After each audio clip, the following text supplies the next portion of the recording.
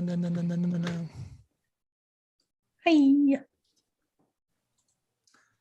What's up, guys, and welcome to the Quick Diz Takes podcast, episode number 89. I am your host, Tim LeBeau, alongside Mrs. Sarah Castano. Hey, howdy. Hey. Oh, wow, look at that, getting inventive. Yeah. The remix. Mr. John Castano. Hi. I was like, oh, we're back to this. Okay. Garth Algar. Hi. Stephen will not be joining us this week. He is a little under the weather. Feel better. But here we are on a Thursday night. This is the new format I talked about before. It's, we're not going to be as scheduled this summer. We're gonna make this work, and we're gonna wing it day to day. I've been posting on Fridays for on the podcast platforms. So I figure, like, if we get it on YouTube anywhere between Sunday to Thursday, and I still get it up on Friday, that stays uniform. And most of you guys are listening on that anyway. So for the summer, that's what we'll do. Oh, yeah.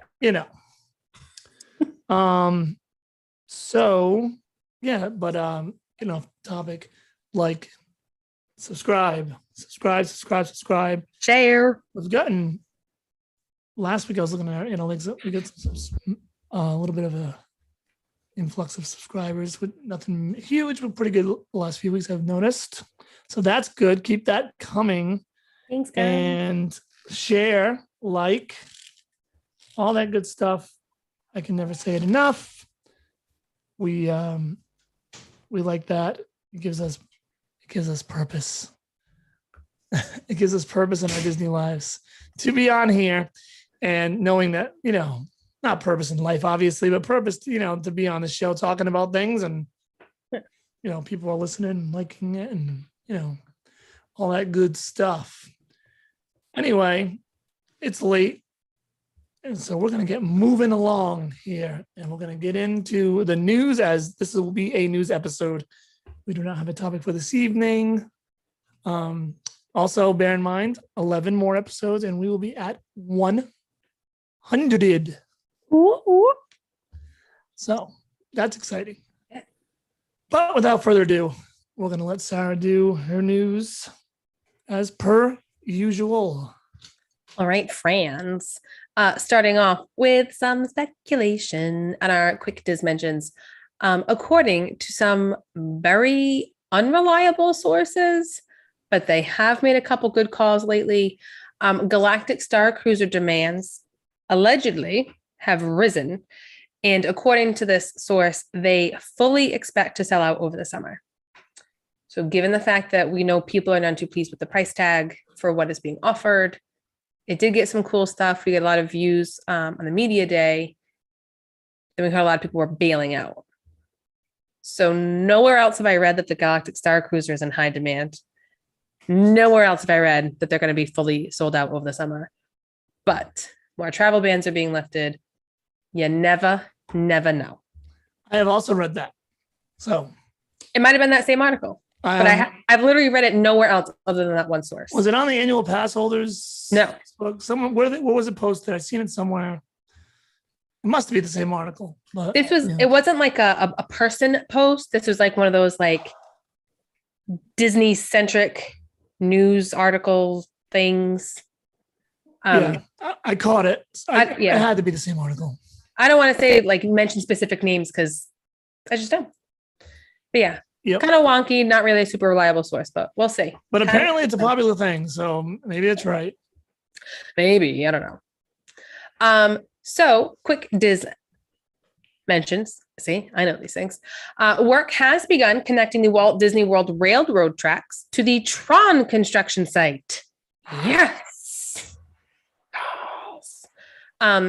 More importantly than the Tron opening, because I feel like I'm just a broken record, like it's still not open. Oh, progress, but still not open. That just means we're going to get the Walt Disney World Railroad back. Guys, I'm pumped. I love the railroad. And we've talked about it a lot, how much we love it. I'm willing to wait for it.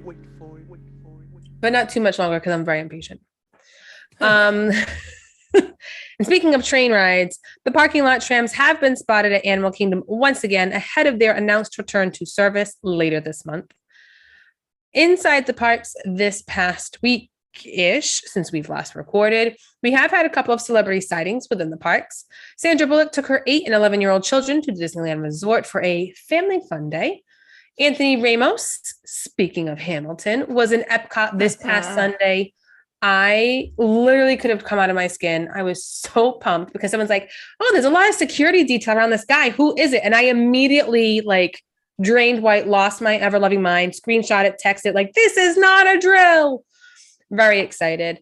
Mr. Chapek himself, a lot less excited to see him in the parks because why bother now, right? Very underwhelming. He was seen in Hollywood Studios. Apparently, he spent a really, really, really long time at Oga's. So I hope he made his reservation and another reservation and another reservation. Lots of people were like, hey, Mr. Paycheck in the house. The one and only. And other people were like, what are you looking at, butthead? Yeah. You want to pay my bill? Butthead. I have a hair in my mouth. Sorry. not a fan. Not many people are. I mean, stockholders. But even then, I think they're kind of... even they're growing tired of his silly little antics. Yes. And last, but definitely not least, a very fun duo, Jason Mewes and Kevin Smith, took to social media today, sharing that they're enjoying the parks in the springs with their families, with their second family, meaning each other's families. It was very exciting. I'm like, hey, it's Jay and Silent Bob. Look at them go. Yeah, I seen people getting selfies with Kevin Smith. Yeah, he's a super fun guy. The podcast that he does, super fun. Although, is it really even a full podcast, or is it a show that's premised around a podcast? I don't know. We used to watch it all the time, right? Comic Book Men. Yeah, I've seen some of those. Johnny, no, yes. He does 40 podcasts. He does a lot of podcasts. But is Comic Book Men? Fool. Yeah, for Silent Bob. Just kidding. That's what makes it fun. Yeah. Imagine that. He's anything but silent. He just starts. And he's just and it just goes for 40 minutes.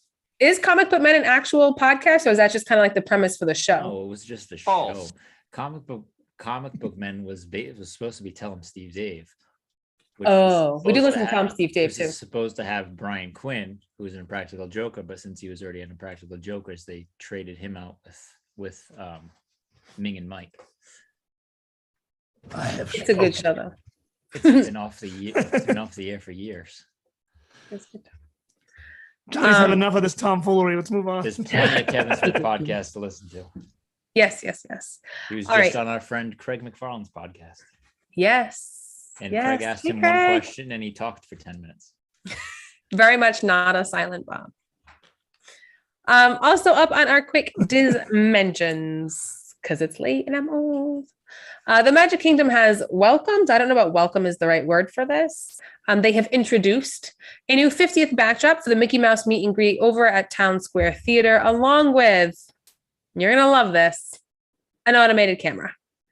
So along with my general displeasure about the box camera, and I think we've spoken about this before, the person who posted online was, in their words, and I quote, briefly reminded by the cast member they interacted with right before going in to see Mickey, that if they failed to scan their Magic Band or key card that was linked to their account, that they would lose all of those photos and it would, in their words, wipe clean to the next family's photos.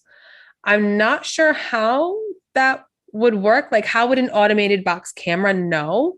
I would think you would get however many guests ahead of you between your scan and the scan before yours. I think you would get all of those photos and not just yours. So I don't know. I've been wrong about things before. I didn't really like the automated. We had that interaction. I think it was Tinkerbell. It was an awkward pose. There's really no great. It would just take a random shot every so many seconds. So it was foolish.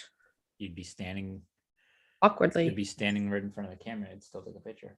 Yeah, or mid stride. At least candid photos by a photographer have a purpose to that candidness.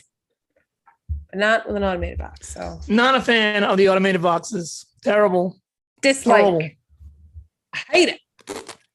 Poop heads. I already gave it the wah wah wah wah. I'm not doing it again. And last up on our quick Diz mentions, in case you missed it, Tim, Disney Parks posted their 22 second quarter earnings. They're really struggling with a cool $6.7 billion. It's ridiculous. Like,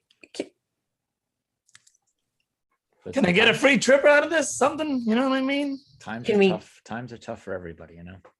God, can we get our free fast passes back? Gosh, no one likes Genie Plus. Just kidding. I know a lot of people like it. I don't know. Kind of annoys me that people. It's like a it. mixed bag with the Genie Plus from what I read, but Yeah, either people absolutely loathe it or people have figured it out and they're obsessed with it. There's really no like middle ground, I have found. Anywho, moving on to our quick Diz updates. I think we spoke before about how the plastic dividers were in the indoor queue for Mickey and Mickey Runaway Railway was one of the few like remnants of COVID social distancing that was left. Well, they're gone now. So fudge, bye-bye, they're out of there. For those who, I know, sometimes I kind of like having them there so I don't have people sitting on those. You know how I feel about people sitting on those metal posts. Oops. We do. For those who are interested in visiting Disney's Aulani Resort, located out there in Hawaii, quick diversion. Auntie's Beach House, or Auntie, depending on how you say it in your neck of the woods. It's basically a kids club, daycare kind of spot on the resort campus. It will be open to guests on May 25th. As someone who's also a Disney travel agent and knows about Auntie's Beach House, it's super fun. They have arts and crafts, they have activities and songs, they do like puppetry, and there's all kinds of stuff. Watch movies. It seems like a super, super cool place for your kids. So if you are headed out that way, help me. We'll help each other. I'll help you book it. You help me. But it will be open for those out that way. Disney announced yesterday that starting on June 8th, the Genie Plus, speaking of, will no longer be available as a ticket add-on available for a pre-purchase for the remainder of 2022 and for the 2023 year. So after June, or starting on June 8th, after June 8th, you will only be able to purchase the Genie Plus through the app and on the day of your visit. So again, if you're staying on property, if you've purchased it, you can get it, your reservations as early as 7 a.m. or your Genie Plus things. If you are staying off property, you have to wait. Well, you have to purchase it through the app, but you have to wait until the park you have a reservation for that day opens for the day, and then you can make your selections. So starting on June 8th, that all changes. That may be a good change, maybe. Because if you're staying on property and then, so it's day of, you get a lot more, you'll probably get at least a good time slot to start the day. Like I know Johnny had mentioned when he went, he was having a hard time getting so maybe that'll make it better. See, worth a shot. I just find it weird that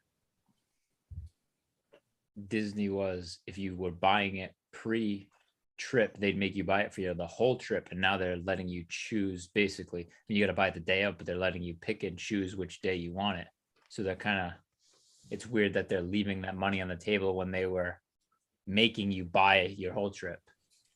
I wonder if they're trying to see if they'll get more purchases out of it if they can pick and choose here. Like, well, I would be interested in buying Genie Plus, but I don't want it for my whole trip. I only want it for such and such. Yeah, but you always had. So instead of getting that one day, they always had the option to buy it daily anyway. Because I only was there a cost differential if you bought it ahead of time? I don't know.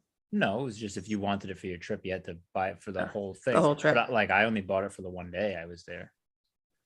I'm guessing. I can just understand. Like, I don't think you'd need it for Epcot or like Animal Kingdom. So if you're buying it, they make you buy it for the whole trip. They got you already paying for it when you don't really need it for some certain days. But I don't know. Maybe it's something to do with the amount of people, and they think it'll help.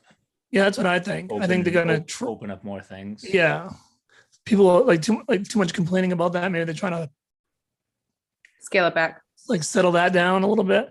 What sucks is I was a master of the old one. I wish that old system I could get any fast pass almost any time once I use the first three. It's like when Apple releases the new update for your phone, then you have to relearn your phone again. I mean, maybe it's me, but you have to relearn your phone all over again. Sometimes, yeah. Yeah, it's frustrating. Mm. Anyway, back to the mentions. Hocus Pocus 2 has officially announced their release date. We kind of speculated that it was going to be Halloween, or like someone had said it was going to be Halloween. But in any case, it officially has been announced from Disney themselves. Their release date is September 30th, 2022, which is amazing news for us because now we don't have to divvy up our already booked Halloween night. And it allows us multiple rewatches to take everything in between the actual story and looking for the places that we saw them build and all that kind of stuff. So it's a very fun time. I'm excited now for September 30th. And it's a good release date because it gives you a month ahead of Halloween to watch it. Yeah. And last up on our Diz mentions. No, updates. Kidding. These are updates. It's fine. Don't fire me. Walt Disney World's Animal Kingdom is cutting back on their show times for a celebration of the Festival of the Lion King nearly in half. They usually have 7 or 8 shows per day, and now they are reducing the show times to 4 a day. Meanwhile, Disneyland out in Anaheim has announced they will soon be starting their own storytellers version of the Lion King. They had previously set up an outdoor stage as part of their Pride initiative out for the month of June. And so they're announcing that in addition to that, once the Pride stuff is done, they will be putting on a storyteller's version of Lion King on that same outdoor stage.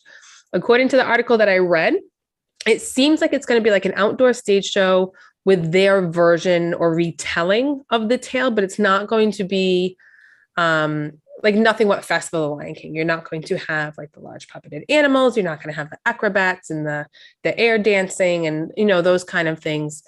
But it seems more of like maybe a version of like the Broadway show. Like they're going to have actors in costume, but it's their telling of it. I hesitate to say like the Finding Nemo stage show because that seems a bit more puppetry. And from the way the article described it, it seems like it's just going to be people. So that was kind of the image that I got, was like if you've seen the Broadway show of The Lion King, along those lines. So that'll be cool to see. I'm excited to see another rendition of Lion King. See what they got. Always welcome. Yeah. Love the Lion King. Not mad about it at all. Nope. It would be amazing if Jonathan Taylor Thomas, just kidding. Yeah. Girls He's not busy. He's not busy these days. Why not? He's fine. If you're listening, JTT. I'm just kidding. And our big news, our headline for this week is it was announced Tuesday, today's Thursday, so Tuesday, that the Harmony Barbershop, the last remaining Main Street USA location to reopen since the COVID closures, is finally scheduled with an official date to reopen its doors. And that date is July 31st of 2022. So the Disney website does recommend that reservations will be limited so that if you would like to secure your spot at the barbershop, you need to book online using the My Disney Experience app. And those will be available beginning on June 28th. So I know my sister and I know a couple other people are waiting for their children's first official haircut to be at Walt Disney World.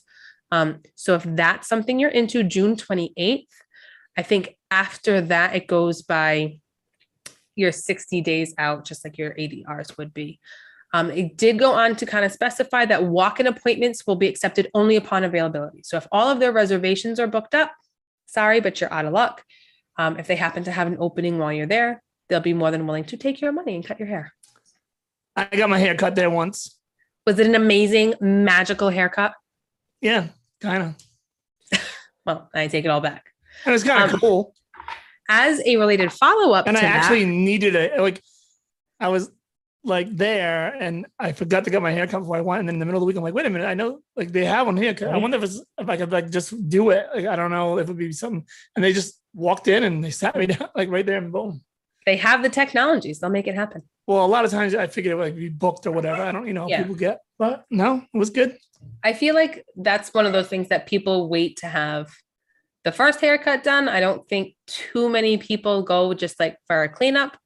But yeah, now with people waiting with COVID, I'm sure there's tons of people waiting to go. I mean, I think it would be pretty cool if you could fly to Disney just to get your haircut at the barbershop and then come home for the weekend. I don't know. Just something a little fun. You could if you wanted to. I mean, yeah. So as a related follow-up, because one kind of naturally leads to the other, as a related follow-up, the Bibbidi Bobbidi Boutique in the same announcement also is beginning to reopen their doors, but it did not have an official date. They simply said later this year. Literally could mean until December 31st. Anytime. But that is for both the Walt Disney World and the Disneyland Resort locations. So we did previously report how the locations aboard the Disney Cruise Line ships would reopen. But now we have confirmation that the on-site in-park locations will be opening later this year. I know tons of the Disney mom groups that I'm in, they're absolutely losing their mind because they're so excited and they just want a date. But I can't help them. I'm very sorry.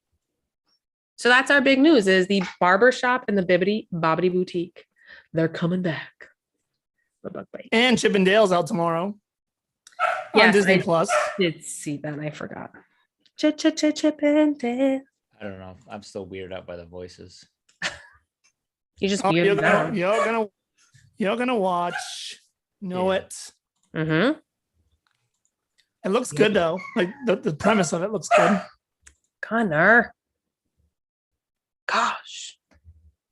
All right. Well, not to be like a party pooper, but I don't have much to say on those two big stories. Big news. Yeah, it really wasn't like a super exciting week. It was just, it is what it is. I'm pumped for Chip and Dale. I mean, on one hand, having no real big headlines is kind of a good thing. That means everything's back reopened. That means we're for the most part, yeah. normal. Like there's really no COVID protocols in place anymore, really, if you think about it. Right? The social distancing is gone. Yeah. Masks are optional if you're fully vaccinated. The queue dividers are gone. The hand washing and sanitizing stations, I have not seen, like when people put up their pictures, I've not seen nearly as many of those. The characters are fully back. The shows are coming back. And now that both family's going to be back in September. We'll be back. the LeBeaus are back, We're in. we'll be there again. And not mad about that. But yeah, So, it's all party on, all man. good. Party on, Wade. Party on. Party on, Johnny. He's like Silent Johnny. Silent Johnny. All right. Well, good times. Good times. Yeah. Hopefully there'll be some more exciting news next week. And It we're only gonna, gets more- we're gonna try. Johnny has motivated me. I need to get we need to get some topics going. I have been myself, especially, been slacking on topics. We're very disappointed in you. Yeah, I disappoint myself sometimes. But yeah, maybe we'll If get you that guys have going ideas, again. send them our way. Yeah, that too. And there's as we've pretty much reached normalcy back at the Disney parks, I'm sure there's plenty of things to complain about that I just haven't really addressed yet, but I'll figure it out. We'll get grumpy. We're not making grumpies though. Maybe we can retheme some rides. Haven't done that in a while. So I know we keep it happy, but just real quick before we go, have you been following any of the Johnny Depp Amber Heard at a distance and at a minimum, but yes. Johnny has a brand new favorite expression from watching part of Johnny Depp's testimony about Amber Heard allegedly pooping in the bed. And he calls pooping making a grumpy. Please. It's so great though. And so from that point on, that's all we have referred to that as. Yep, making a grumpy. Which is interesting to me because the last thing I am when I'm making a grumpy is grumpy. So I would call it making a happy. Yeah. I don't know. So, I know grumpy sounds funnier, but yeah, if I'm delving into my inner emotions and then being honest, I would be more making happy. Yeah. But those people, what happens is these people, they get rich and they live in Hollywood way too long and they start doing weird things. That's like adults saying, hey, gotta go potty. It's so weird. Oh, All of it. So strange. I say that to my freshmen, like, hang on, let me call for someone so you can go potty. Like, oh, wait, you're not 6 years old. I'm not judging, but it's just weird. So now I'm going to call it making a grumpy. Not judging, but judging. It's weird. Judging you on the inside. Very weird. I don't know. Anyway, Yes. I wonder if they'll cancel Johnny Depp out of the rides and all that stuff. I don't know. Johnny Depp says he's not going to do any more films with Disney, even if they offered him $300 million to do The Last Pirates. But people are petitioning, but I don't know what that has to do. I don't know how many people need to petition to change Johnny's mind. If $300 million don't change your mind, I don't know that a petition would sign it. Like, I'll do it for 50 grand, Disney. Call me up. start practicing your. Well, I could figure it out. They'll Run. coach me. You can do 1,000 That takes. is till you true. can do 1 billion takes till you get it right. It's not a big deal. No. Anyway, Sorry. all right, well, I'm out of here. Going to watch the second half of the Celtics game. Go Soaps. Make the Knights. Not a grumpy. The No Knights. grumpies, just no nights.